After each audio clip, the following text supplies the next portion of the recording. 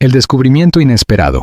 La caja polvorienta en Guanajuato. En una tarde tibia de otoño en el corazón de Guanajuato, una joven historiadora llamada Camila Mendoza realizaba un trabajo de catalogación en una vieja casona que había pertenecido, décadas atrás, a una tía abuela lejana de la actriz Sara García. Nadie esperaba encontrar allí nada más que fotografías descoloridas, cartas olvidadas o muebles carcomidos por el tiempo. Pero, como suele suceder con los secretos más poderosos, fue en el lugar menos esperado donde ocurrió el hallazgo que estremecería al mundo del espectáculo mexicano y haría vibrar el corazón de los nostálgicos. Una caja bajo las tablas. Mientras limpiaba el piso del desván, Camila tropezó con una tabla suelta. La madera crujió y al levantarla con cuidado, descubrió una caja de metal oxidado, cerrada con un pestillo débil que cedió al mínimo esfuerzo. Dentro, entre papeles sueltos, pañuelos de encaje y una vieja medalla de la Virgen del Carmen, reposaba un cuaderno encuadernado en piel, con las iniciales SGM grabadas a mano. Lo que Camila tenía entre sus manos era, sin saberlo aún, el diario íntimo de Sara García, escrito en distintos periodos de su vida, algunos fragmentos fechados incluso en los años 1923, 1931, 1948 y hasta 1969, 2 años antes de su fallecimiento en 1980. El cuaderno estaba intacto, aunque amarillento por el paso del tiempo. Las primeras páginas estaban escritas con una caligrafía elegante y cursiva, en tinta azul, y comenzaban con una frase inquietante: «Me llamarán la abuela de México, pero nadie sabrá nunca lo que he guardado en el pecho». Hasta hoy, Camila, conteniendo el aliento, comenzó a leer. Lo que descubrió no solo cambiaría su carrera profesional, sino también la forma en que el mundo veía a una de las actrices más icónicas del cine de oro mexicano. Los primeros años. Entre conventos y hambre. La primera parte del diario relata una niñez marcada por la pobreza, el rigor religioso y el desarraigo. Sara confesaba que había crecido en una familia profundamente católica, donde el silencio era sinónimo de virtud y la obediencia era la única moneda aceptable. Su padre, un militar español severo, había muerto cuando ella apenas una niña, dejando a su madre sola con 4 hijos y una dignidad que no se negociaba. Recuerdo haber dormido con hambre muchas noches, pero era peor el frío en el alma que el vacío en el estómago. A los 10 años, Sara fue enviada a un convento de monjas en Puebla, donde pasó su adolescencia. Allí aprendió no solo a leer y escribir con excelencia, sino también a actuar, aunque en secreto. Las monjas, estrictas y disciplinadas, desconocían que la pequeña Sarita imitaba en las noches, frente al espejo roto de su celda, a las grandes actrices europeas cuya existencia solo conocía por revistas viejas. El secreto de un primer amor. Una de las primeras revelaciones del diario, y quizá la más desconcertante para Camila, fue el relato de un primer amor oculto, anterior a cualquier mención pública de relaciones afectivas de Sara García. Se trataba de una joven pianista llamada Leonora, hija de una de las superioras del convento. Sara la describe con ternura y nostalgia. Tenía dedos que hablaban por ella. Cada tecla del piano era una palabra, un suspiro, una promesa, y yo, muda de miedo, solo escuchaba, en silencio, el canto de algo que no me atrevía a nombrar. Durante meses, según relata el diario, las 2 jóvenes compartieron largas tardes en la sala de música del convento. Las palabras eran pocas, pero las miradas hablaban con intensidad, hasta que un día, Leonora fue enviada a otro estado. La separación fue abrupta, sin despedidas. Sara nunca volvió a verla. Nunca supe si ella sentía lo mismo. Tal vez no. Tal vez sí. Pero desde entonces aprendí a guardar lo que arde, lo que tiembla, lo que sueña, y esconderlo bajo la piel de la compostura. El ascenso a la fama. Luz, cámara, soledad. El diario salta luego a los años 30, cuando Sara comenzó su carrera cinematográfica. El tono se vuelve más sobrio, más calculado. Sara describe con precisión el funcionamiento de la industria del cine mexicano en sus primeros años. Un mundo dominado por hombres, marcado por el machismo y el poder de los estudios. Las cámaras te iluminan, pero también te desnudan. Cada vez que sonrío frente al lente, hay algo dentro de mí que se apaga. Sara detalla cómo debió inventar una versión de sí misma para sobrevivir en el medio. Cómo aceptó papeles de abuelas desde los 40 años, cuando aún no era ni siquiera madre, para evitar quedar fuera del sistema. También escribe sobre los productores, las actrices rivales, y las fiestas de máscaras en casas privadas de la colonia Roma, donde lo que no se podía decir en público, se vivía a escondidas. La moral era una fachada. El pecado era una sala iluminada por velas y whisky, donde los nombres falsos flotaban entre el humo de los cigarros. La maternidad silenciada. Uno de los pasajes más duros del diario es cuando Sara revela haber tenido una hija, en secreto. Esta confesión sacudió por completo a Camila, pues no existía registro público ni familiar de que Sara García hubiese tenido hijos. Fue en 1928. El padre era un actor de teatro itinerante. Nunca lo volví a ver. Decidí dar a luz en Veracruz y dejarla al cuidado de una familia de confianza. Le pagué todo lo que pude. Nunca volví a buscarla. A veces me despierto preguntándome si aún vive, si alguna vez me vio en una pantalla. Este párrafo reconfigura por completo la imagen de la actriz. La abuela de México, símbolo de tradición y moralidad, habría tenido una hija fuera del matrimonio, a la que nunca reconoció públicamente. La traición de los suyos. Otro capítulo revela el dolor que sintió al ser traicionada por su propio entorno. Sara narra cómo una colega cercana, a quien solo identifica con la letra C. filtró a la prensa un escándalo que terminó con uno de sus contratos más importantes. No dolió perder el papel. Dolió saber que, en este medio, no hay amigas, solo rivales bien maquilladas. También deja entrever que algunos de sus parientes se aprovecharon de su fama para obtener beneficios económicos, incluso firmando contratos a su nombre sin su consentimiento. Reflexiones al borde del final. Las últimas páginas del diario muestran a una Sara introspectiva, llena de fe pero también de heridas no cerradas. Escribe sobre la muerte, sobre la vejez, sobre la soledad que la acompañó incluso en sus días de gloria. He sido muchas cosas. Actriz, madre secreta, amante silenciada, abuela del pueblo. Pero nunca he sido libre del todo. Camila, al cerrar el cuaderno con lágrimas en los ojos, comprendió que ese diario no era solo un documento histórico. Era un grito desde el silencio, un testimonio de fuego que exigía salir a la luz. Las cartas que nunca envió, amores, traiciones y el exilio emocional de una estrella, el hallazgo del diario de Sara García no solo reveló aspectos desconocidos de su vida, sino que abrió la puerta a una serie de confesiones inéditas, cuidadosamente resguardadas entre las páginas escritas con dolor, melancolía y una franqueza sorprendente. En el segundo cuaderno, que fue encontrado dentro del mismo baúl junto a un paquete de sobres sellados y cartas sin destinatario, Camila Mendoza se encontró con el lado más íntimo y desgarrador de la actriz, sus amores prohibidos, su profunda sensación de traición y los múltiples intentos de encontrar sentido en un mundo que aplaudía su imagen pública, pero que ignoraba su verdadero rostro. Las cartas al amor imposible. Entre los documentos encontrados se destacaba una serie de cartas escritas pero nunca enviadas, fechadas entre los años 1934 y 1940. Todas estaban dirigidas a un hombre identificado solamente como E, a quien Sara describe como el único que me miró sin el peso de mi apellido, sin la sombra de mi fama y sin miedo a mi silencio. A través de estas cartas, se reconstruye una historia de amor profunda, clandestina y conflictiva, marcada por la diferencia de clases sociales, la presión de la industria y el rechazo familiar. Cuando estabas conmigo yo olvidaba que era actriz, dejaba de fingir. Y eso, amor mío, fue el regalo más grande que me diste. Según se deduce del contenido, era un joven periodista cultural que conoció a Sara en una entrega de premios y con quien mantuvo una relación intermitente durante 6 años. Las cartas hablan de encuentros en hoteles discretos, escapadas al campo, y de una pasión que ella describe como demasiado verdadera para un mundo falso. Pero la relación terminó abruptamente en 1940, cuando Sara fue presionada por su representante y los estudios cinematográficos a poner fin al escándalo que amenazaba con empañar su imagen de mujer recatada y maternal.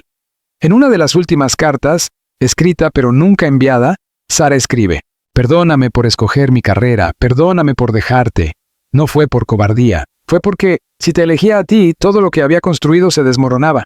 Yo también me desmoronaba». El pacto de silencio con el cine. Otra entrada impactante del diario gira en torno a un pacto de silencio que Sara habría firmado con una poderosa figura del cine mexicano, cuyo nombre fue tachado con tinta negra, pero que muchos expertos especulan podría ser un productor famoso de la época de oro.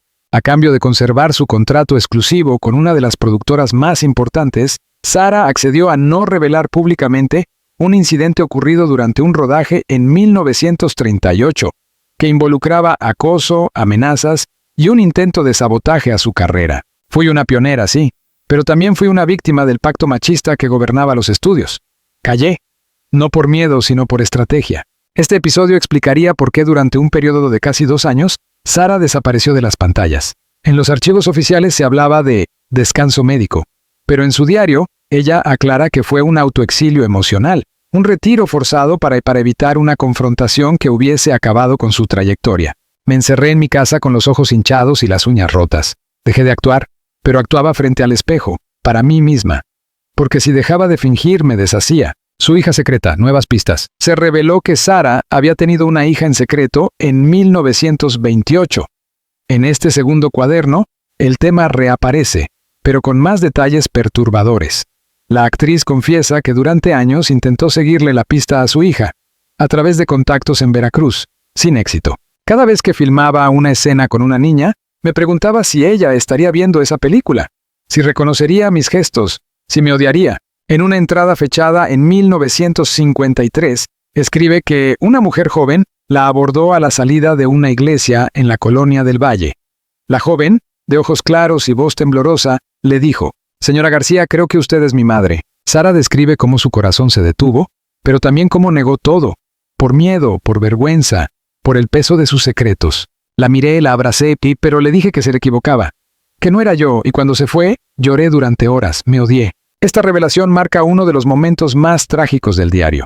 Un reencuentro no consumado, una posibilidad de redención que Sara misma cerró por no atreverse a romper con su imagen pública. El rencor hacia la industria. Más adelante, en sus escritos, Sara hace una crítica feroz a la industria cinematográfica, a la que califica de devoradora de almas.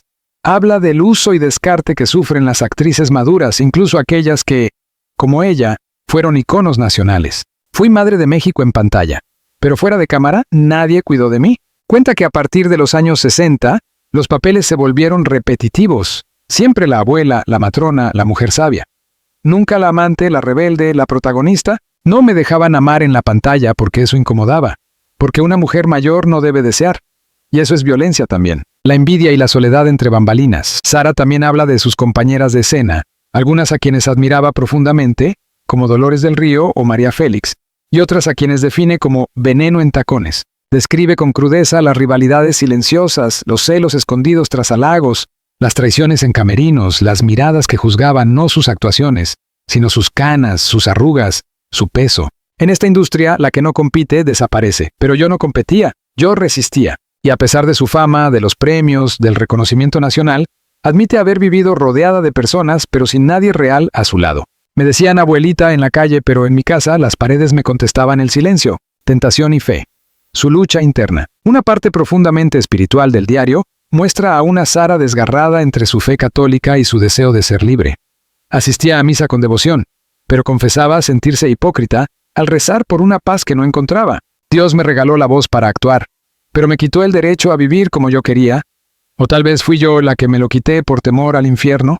También revela haber consultado a un sacerdote jesuita en secreto, buscando guías sobre sus culpas y deseos. Le hablé de mi hija, de Leonora, de los silencios que me carcomían. Y él solo dijo: Dios ve lo que haces en lo oculto, y te comprende. Lloré en su sotana como una niña. El baúl del perdón. Viajes secretos, amistades perdidas y el peso del remordimiento. A medida que Camila Mendoza avanzaba en la lectura del tercer cuaderno allá al lado en la vieja casona de Guanajuato, la historia de Sara García se tornaba aún más compleja, íntima y humana. Las primeras entradas de este volumen no solo continuaban relatando los eventos de su vida con honestidad demoledora, sino que también se adentraban en terrenos más sensibles, el perdón, la culpa y las relaciones rotas que marcaron su alma para siempre. En estas páginas, Sara no hablaba ya como la gran dama del cine nacional, sino como una mujer herida, llena de cicatrices emocionales, que nunca fueron vistas por el público que la adoraba. El título que encabezaba la primera hoja de este cuaderno era elocuente: Las personas que perdí por callar. La amistad con Pedro Infante. Uno de los relatos más llamativos del cuaderno fue el de su entrañable, aunque poco conocida amistad con Pedro Infante. En público, sus caminos pocas veces se cruzaron visiblemente, salvo en breves participaciones en eventos del cine mexicano. Sin embargo, el diario revela una amistad íntima y solidaria, surgida en los años 40. Pedro era como un niño con cuerpo de ídolo. Me hacía reír cuando no tenía ganas ni de respirar.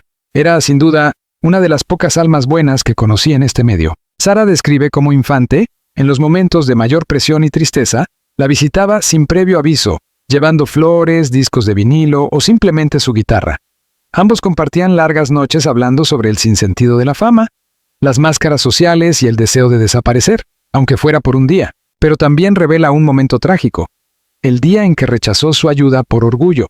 Me ofreció llevarme de viaje a Mérida, para descansar del ruido, de la prensa, de los fantasmas. Le dije que no, que ya era tarde, y nunca más volvió a tocar el tema. La última entrada sobre él está fechada en abril de 1957. Cuando supe de su muerte me caí al suelo. Grité como no lo hacía desde niña. Lloré como si se me hubiese muerto un hermano. Y quizás lo era. El viaje secreto a Cuba. Otra revelación inesperada fue el viaje secreto a La Habana en 1955, financiado en su totalidad por Sara y oculto al conocimiento de la prensa. Según escribe, fue un intento desesperado por reencontrarse con su pasado, con la niña que fue y con los recuerdos de su padre, originario de Galicia, que había combatido en la Guerra de Independencia de Cuba. Caminé por el malecón sintiendo que, tal vez aquí fue donde él soñó antes de morir. Me senté en una banca, cerré los ojos y le pedí perdón. Por todo. Por no haberlo conocido mejor. Por haberlo olvidado. En Cuba, también relata haber sido testigo de una escena que jamás olvidaría. Una actriz cubana, de gran belleza, siendo humillada en público por un productor extranjero. El episodio la llevó a escribir una larga carta al director de su estudio en México, denunciando el machismo y el abuso de poder en la industria. Nunca la envié, porque entendí que el silencio es el único idioma que entienden los poderosos. El reencuentro fallido con su hija, el diario vuelve a tocar el tema más doloroso de su vida, la hija secreta que abandonó en Veracruz. Esta vez, el tono es desesperado. Sara había contactado a una periodista de confianza, llamada simplemente R, en el texto, para que la ayudara a buscar discretamente a una mujer de nombre Elisa, que podría haber sido adoptada en 1928. Le di todo lo que sabía. La fecha, el hospital, la familia que la crió. Ella prometió buscarla. Pasaron meses, años. Nunca recibí respuesta. En 1968, recibió una carta anónima con una foto en blanco y negro. Era una mujer de unos 40 años, de perfil parecido al suyo. No había remitente. Solo una frase escrita en la parte trasera de la foto. Yo también aprendí a fingir. Sara guardó la foto en un cofre, que según sus palabras nunca volvió a abrir. Las confesiones en el hospital. En 1975, tras una caída en el set de grabación, Sara fue hospitalizada durante varios días. Fue allí donde, según cuenta, decidió escribir una carta a su sobrina nieta, quien la cuidaba y administraba parte de sus asuntos personales. La carta, que fue reproducida en su diario en forma íntegra, es una confesión en la que Sara admite estar cansada, no de trabajar sino de mentir. Hice de la mentira un arte. Me inventé una vida para no morir, pero ahora siento que esa vida me ha abandonado, que no queda nada. En la carta también menciona que había comenzado a donar parte de sus bienes a organizaciones de mujeres artistas mayores sin pensión, algo que nunca fue conocido por el público ni reportado en los medios. Nadie sabrá que ayudé a 32 actrices jubiladas. No lo hice por gloria, lo hice por justicia. El remordimiento por Dolores del Río. Sara dedica varias páginas a una historia jamás contada con Dolores del Río, otra grande del cine nacional. Según revela, ambas compartieron un amor platónico por el mismo hombre, un director europeo que filmaba en México en los años 40, lo que provocó un distanciamiento de años. Dolores nunca me lo dijo, pero lo sabía. Y yo, en vez de hablarlo, me alejé. Fuimos dos mujeres heridas en silencio, incapaces de mirarse sin recordar. Más adelante, describe un reencuentro breve en Acapulco, en una gala a la que ambas asistieron en 1965. Intercambiaron sonrisas tensas, pero ninguna dijo palabra alguna. Tantas cosas que pudo haber dicho el silencio aquella noche, pero éramos actrices, y fingir es lo que mejor sabíamos hacer. Reflexión final. El baúl del perdón. Las últimas páginas del cuaderno están marcadas por una frase repetida 3 veces, como una letanía. Si pudiera volver atrás, hablaría, no callaría, no fingiría. Sara reflexiona sobre los años desperdiciados en guardar apariencias, en proteger un nombre, en salvar una imagen. A los ojos del mundo, era la abuela de México, pero en su corazón era una mujer marcada por decisiones que jamás pudo revertir. Fui fuerte, pero no valiente. Fui famosa, pero no libre. Ahora, mientras la vida se apaga como una vela que arde lento, me pregunto si alguien, algún día, sabrá realmente quién fui. El diario termina con una nota dirigida a quien me encuentre después de muerta. Gracias por leerme, por darme voz después del silencio. Si aún hay alguien capaz de comprenderme, entonces no viví en vano. El eco de una voz olvidada. Testamento inédito, Ritual final y el legado oculto de Sara García. El cuarto volumen del diario de Sara García, descubierto por la historiadora Camila Mendoza, no es solo una continuación cronológica de sus vivencias. Es un testamento espiritual, una despedida sin público, una ceremonia íntima escrita en tinta desvanecida. En estas páginas finales, la actriz se enfrenta con su mortalidad, con la certeza del olvido y con la necesidad visceral de cerrar sus heridas sin aplausos. Aquí, por primera vez, Sara se despoja incluso de la nostalgia, para dejar solo lo esencial: su verdad.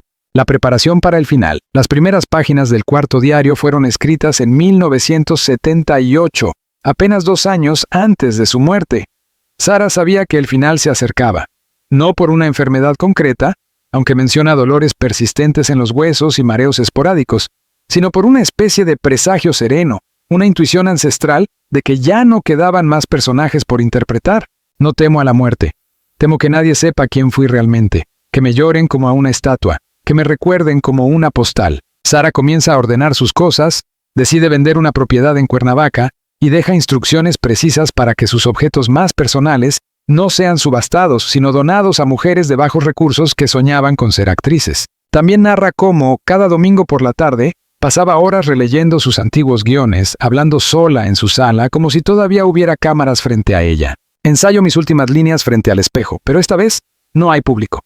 Y no importa. El testamento que nadie conocía. Uno de los descubrimientos más impactantes del diario fue un testamento no registrado oficialmente, escrito a mano y fechado en diciembre de 1979.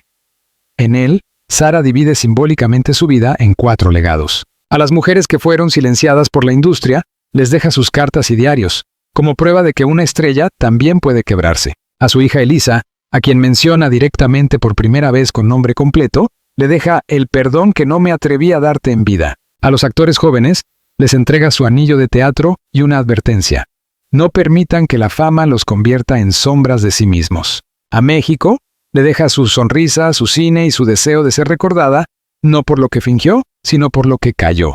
Este testamento, encontrado en una carpeta escondida detrás de un retrato suyo en el desván, nunca fue entregado a las autoridades ni hecho público por su familia. Camila Mendoza, al descubrirlo, comprendió que tenía una responsabilidad histórica y moral: contar la verdad. Este no es un testamento legal, es un testimonio de alma. El ritual secreto. El vestido blanco. Sara relata un ritual que repitió cada año el día de su cumpleaños, desde que cumplió 60 años. Se vestía completamente de blanco, preparaba un altar improvisado con velas y flores silvestres, y leía en voz alta fragmentos de sus cartas nunca enviadas. Lo hago porque si nadie más me escucha, al menos me escucho yo. Durante ese ritual, pedía perdón en voz alta. A su madre, por no haber seguido su camino de fe; a su hija por el abandono; a Pedro por no haber viajado con él; a Dolores por el silencio; a por el amor sacrificado; y finalmente a sí misma. Me perdono por haber sobrevivido, porque en este mundo sobrevivir también es una traición. Camila quedó conmovida al leer estas palabras. Había investigado cientos de figuras históricas, pero nunca había presenciado una confesión tan descarnada. Los últimos días. En las últimas páginas, fechadas en febrero y marzo de 1980, Sara deja entrever que su salud comienza a deteriorarse más rápidamente. Tiene dificultades para caminar, su vista se debilita y empieza a olvidar líneas que antes podía recitar sin mirar. Mi memoria se va, como un huésped que se despide en silencio. Solo me quedan los fantasmas. A pesar de eso, escribe con una lucidez deslumbrante. Hace un repaso final de su vida, sin lágrimas, pero con una voz templada por la experiencia. No me arrepiento de haber amado. Me arrepiento de no haber dicho te amo cuando debía. También menciona un sueño recurrente. Está en un teatro vacío, iluminado por una luz blanca, donde ella camina lentamente hacia el escenario. Pero en vez de actuar, se sienta frente al público invisible y simplemente habla con su voz real. En ese sueño no hay personajes, solo estoy yo. Y nadie me aplaude. Pero por primera vez, soy libre. La nota final. El último escrito del diario, fechado el 21 de abril de 1980, solo 3 días antes de su fallecimiento, es una nota breve, escrita con caligrafía temblorosa. Está dirigida a la mujer de limpieza que la cuidaba en sus últimos meses. Gracias por hablarme sin temor, por reír conmigo cuando ya nadie se quedaba, por tratarme como una señora, no como un ícono. Usted fue mi última compañera de escena. Y luego, en una línea solitaria, al final de la hoja escribe: si me recuerdan, que no sea por mis papeles, que sea por mi silencio, la revelación al mundo. cómo un diario cambió para siempre el legado de Sara García. Cuando Camila Mendoza decidió hacer pública la existencia del diario secreto de Sara García, sabía que no solo cambiaría la forma en que el público recordaba a la actriz, sino que también iniciaría un proceso de transformación en la historia cultural de México. Es sobre lo que pasó después de su silencio, sobre cómo esas palabras enterradas durante casi medio siglo resucitaron una voz que todos creían conocer, pero que nadie había escuchado realmente. El impacto del hallazgo, la noticia se filtró primero como un rumor. Una historiadora asegura haber encontrado el diario íntimo de la abuela de México. Al principio, muchos lo tomaron como una estrategia de marketing, una invención sensacionalista sin pruebas. Pero cuando se publicó el primer fragmento verificado, la carta a su hija no reconocida, los medios colapsaron. Programas de televisión, cadenas de radio, periódicos y redes sociales comenzaron a hablar sin cesar de la historia detrás del mito. La figura maternal, siempre decorosa y conservadora, ahora mostraba un rostro humano, contradictorio, herido y profundamente valiente. Por fin, Sara García habla sin guión, sin maquillaje, sin público, y lo que dice estremece. Editorial de El Universal. Los cinéfilos la volvieron a ver con otros ojos. Cada gesto en pantalla, cada mirada o lágrima en sus películas adquirió un nuevo peso. Ahora, el espectador sabía lo que había y lo que había detrás. Una mujer que interpretaba madres pero callaba su maternidad negada. Una actriz que inspiraba ternura pero vivía rodeada de soledad. La exposición. Sara sin máscaras. Gracias a una alianza entre la UNAM y la Cineteca Nacional, se inauguró en 2026 la muestra Sara sin máscaras, una exposición que incluía fragmentos escaneados del diario original, objetos personales como su rosario, su vestido blanco ritual y su anillo de teatro, grabaciones inéditas donde se oía a Sara hablando fuera de personaje, cartas nunca enviadas, escritas a mano y proyectadas en pantallas interactivas. La muestra fue visitada por más de 300,000 personas en sus primeros 3 meses. Familias enteras, estudiantes, feministas, actrices emergentes, críticos de cine, historiadores, todos querían ver de cerca a la mujer detrás del personaje. Lloré frente a una página donde ella pide perdón a su hija. Sentí que era mi abuela también. Visitante anónima. Libro de comentarios. El debate público. El diario también abrió una discusión nacional sobre el papel de la mujer en el cine mexicano, la hipocresía moral de la época dorada y la violencia simbólica que sufren quienes no encajan en los moldes esperados. En universidades se organizaron simposios. El precio del silencio. Sara García y la maternidad negada. Actuar para vivir, callar para sobrevivir. La homosexualidad femenina velada en la cultura popular. Los medios de comunicación se dividieron. Algunos consideraban que la privacidad de Sara debía respetarse, que divulgar su dolor era una forma de explotación póstuma. Pero la mayoría coincidía en que la historia merecía ser contada, no por morbo, sino porque rescataba la dimensión humana de una figura convertida en estatua. Leer su diario fue como quitarle el bronce a una estatua y encontrar a una mujer de carne, hueso y alma. Escritora Elena Poniatowska. La búsqueda de Elisa. Uno de los capítulos más conmovedores tras la publicación del diario fue la búsqueda real de la hija de Sara García, la misteriosa Elisa.